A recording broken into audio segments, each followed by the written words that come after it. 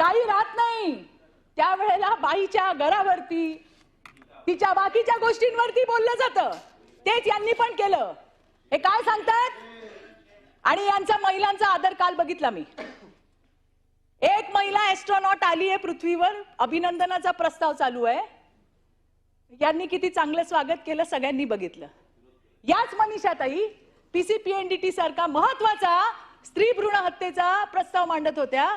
यांनी काय भूमिका घेतली बघितलं आम्ही. आणि म्हणून मला सांगायचंय, मी याचसाठी या ठिकाणी उभी राहिली आहे की आम्हाला हलक्यात घेऊ नका, हलक्यात घेऊ नका. आम्ही जर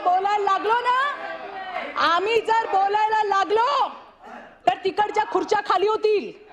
हे जबाबदारीने सांगते मी तुम्हाला परबजी. हलक्यात घेऊ नका आम्हाला.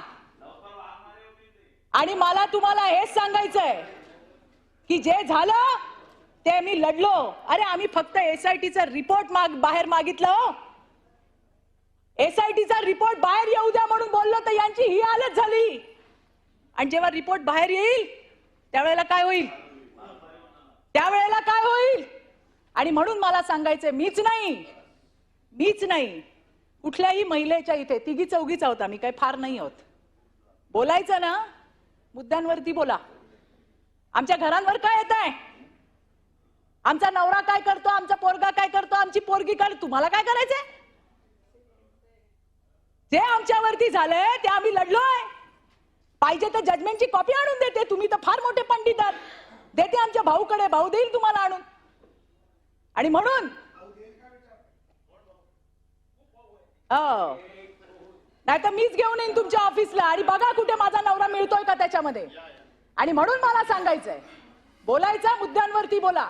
आणि माझा साधा प्रश्न आहे, जो प्रश्न तुम्ही संजय राठोडचा काढलात, उद्धव ठाकरेंना विचारायची हिम्मत ठेवा. मला घेऊन चला, मी येते. नाही तर ते येतील तेव्हा मी येते विचारायला.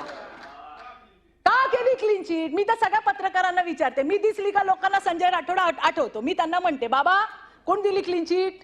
त्यांना विचारा कधीतरी. ते म्हणे ते येतच नाहीत. म्हटलं ते येत नाही तर तुम्ही त्यांच्या घरी जा. आता ते येत नाहीत, ते भेटत नाहीत, ते बोलत नाहीत, म्हणून काय आम्हाला तुम्ही करणार?